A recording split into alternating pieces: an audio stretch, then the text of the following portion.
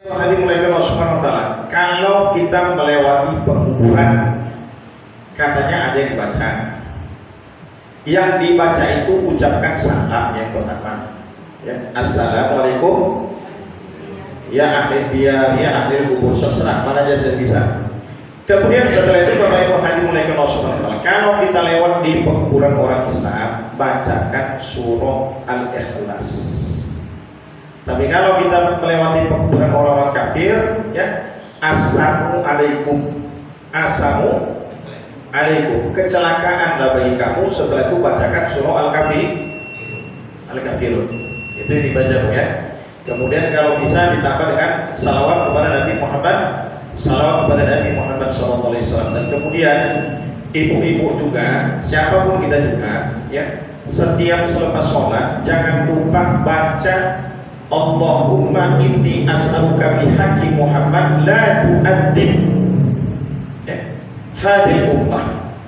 Ya Allah, dengan haknya Nabi Muhammad SAW, jangan kau azab setiap umat Islam yang sudah berada di alam barzah.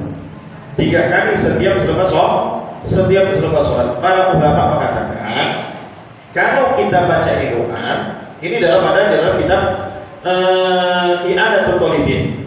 Kalau kita baca ini doa, Bapak Ibu hadirin Allah Subhanahu wa Ta'ala, maka ahli keluarga kita yang berada dalam kubur dihentikan Allah Ta'ala azab kuburnya. Ya, baca ini. Maka saya tuh kalau siaran nggak banyak-banyak doa, cuma ini aja saya baca.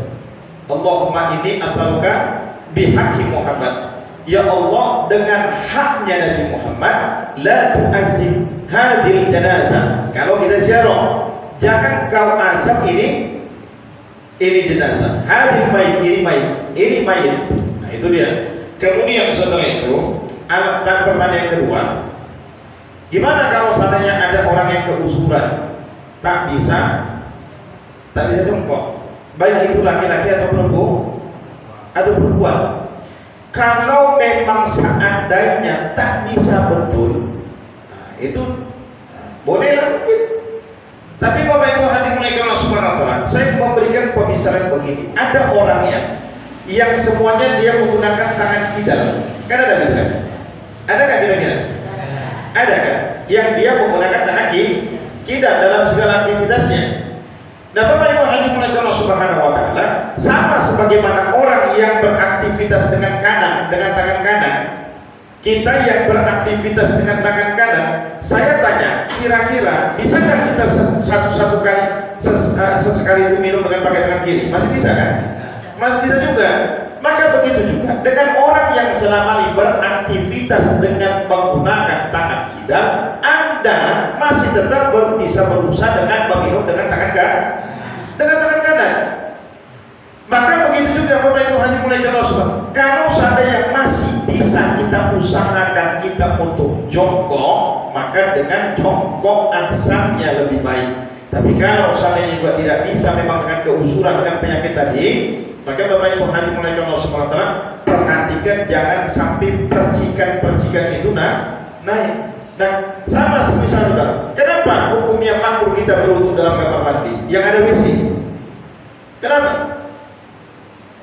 Makanya salah satu yang tidak dibolehkan itu makruh hukumnya menyatukan tempat mandi dengan WC. Itu hukumnya makruh.